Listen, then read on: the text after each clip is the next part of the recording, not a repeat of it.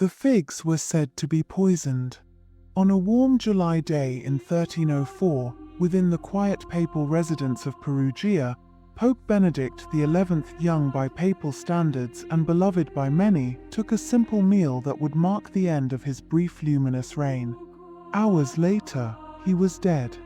The whispers spread faster than gospel. Guillaume de Nogaret, the King of France's venomous envoy, had struck again. The same man who had once assaulted a pope now stood accused of killing his successor.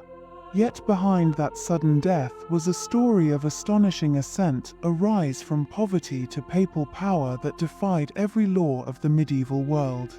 The man lying still beneath the papal canopy had once been Nicola Boccassini, born in 1240 in Treviso, the humble son of a notary and a laundress.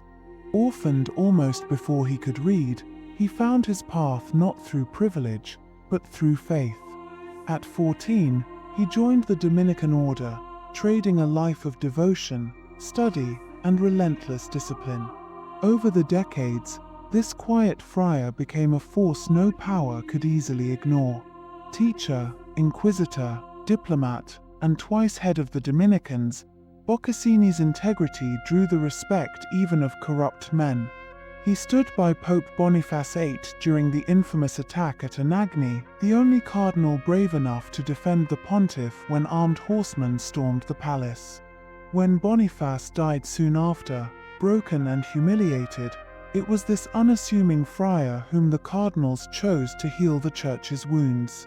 As Pope Benedict XI, he sought forgiveness over vengeance and reconciliation over ruin.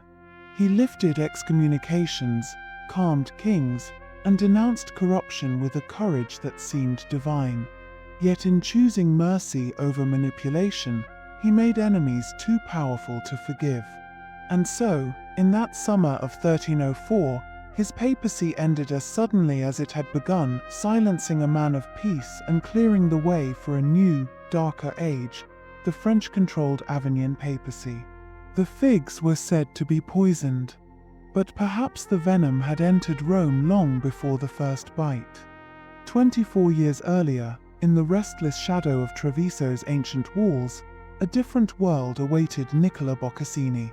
He was born in 1240 to a family on the very edge of poverty. His father, Boccasio, a small-town notary who died when Nicola was just a child, and his mother, Bernarda, a laundress for the Dominican friars. The orphaned Boccassini siblings, Nicola and his sister Adelette, grew up on the outskirts of the city, far removed from wealth and influence, finding solace in faith and the teachings of their uncle, a local priest. Survival was uncertain, but a twist of fate offered Nicola a path. A dying Dominican friar left a small legacy to the family, on one condition. If Nicola entered the Dominican order, he would receive half the sum. At 14, Nicola accepted the habit of a novice. Whisked from Treviso to the great Dominican convent in Venice, he spent years balancing humble chores, intense biblical studies, and service as tutor to noble boys. His mind was quick, his heart devout. Still, his beginnings marked him as unlikely to rise beyond obscurity. Yet opportunity found him, and his dedication propelled him through ranks others spent lifetimes aspiring to. He studied in Milan, served as teacher and preacher, and soon traveled Italy as lector, earning respect for his intellect and quiet integrity. As his reputation blossomed, he became provincial prior of Lombardy and eventually master of the Dominican order itself. By the late 1290s, Nicola's reputation for loyalty and discretion reached exhausted and embattled popes. He was appointed cardinal, then papal legate to Hungary and France. He became one of the Church's few trusted troubleshooters, always with a scholar's humility, but an inquisitor's certainty. In 1303, he showed unwavering courage, standing beside Pope Boniface VIII during the infamous Anagni outrage when all others fled. He earned the grudging respect of both pontiff and foe. It was this journey, from orphan of Treviso to the heart of power and danger, that led, inexorably, to Perugia and the fateful figures. The same resilience and faith that propelled Nicola Boccassini from the alleyways of his youth would, in his final days, pit him against the deadliest intrigues of medieval Europe, where sometimes the most dangerous enemy bore not a sword but a tray of fruit. By the autumn of 1303, the papal throne stood empty, cursed by scandal and fear.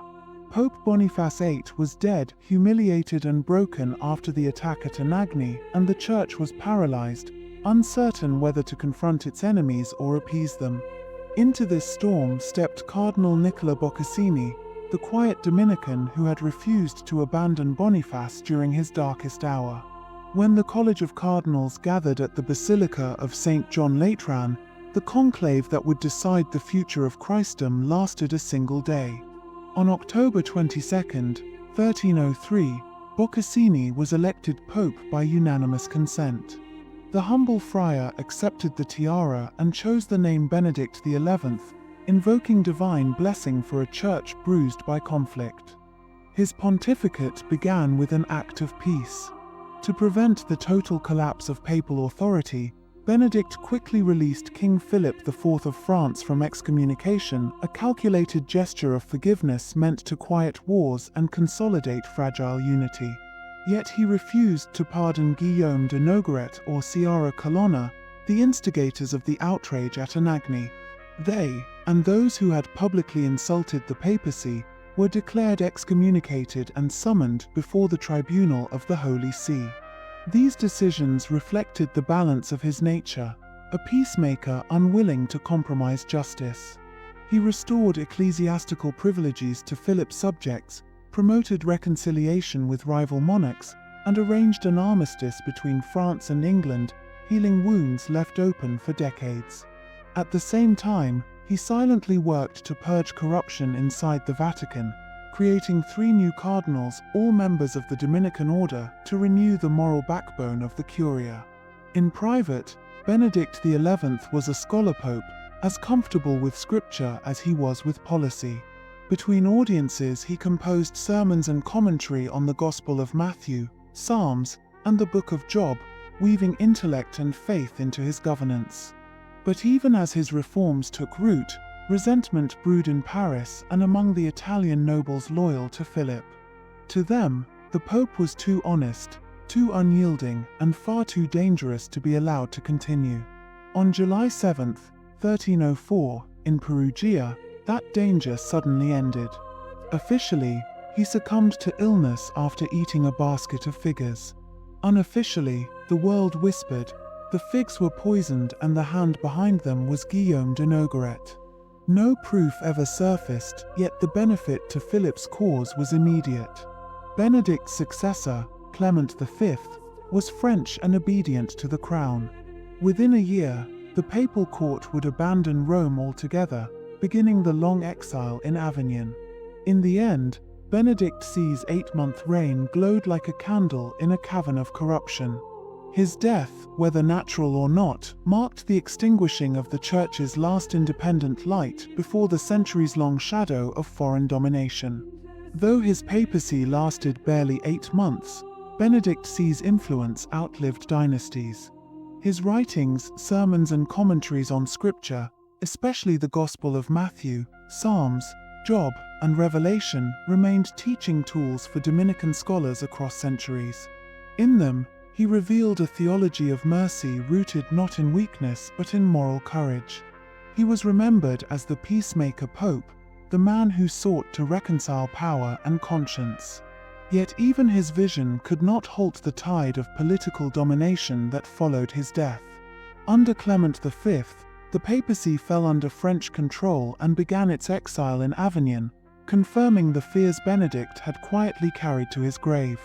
Still, his example endured, a testament that integrity could flourish even briefly within an age of treachery. Soon after his burial in the Dominican church at Perugia, pilgrims began to report miracles at his tomb: healings, answered prayers, sudden recoveries. The faithful venerated him as a gentle shepherd martyred by intrigue.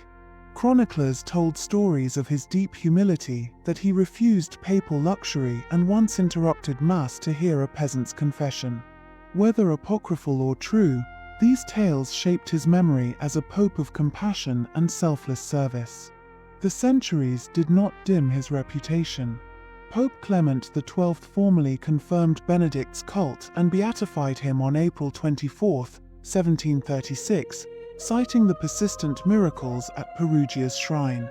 In 1748, Pope Benedict XIV extended his veneration to Venice, the city where Boccassini had first studied as a humble Dominican student. His feast day was fixed on July 7th, the date of his death, commemorated annually by Dominicans and the faithful of Treviso. Benedict XI's simplicity became legend. He never ruled through force yet restored peace through conviction. His humility, charity to the poor, and devotion to study made him a model of clerical virtue, a contrast to the political clergy who succeeded him. Historians describe him as the last pope to embody the papacy's medieval ideal, holiness joined to wisdom. His legacy endures in quiet strength, the reminder that leadership without corruption is possible, if only briefly. Though his body rests beneath Perugia's ancient stones, his story still speaks, that even when power grows dark, one life of truth can still cast light across centuries.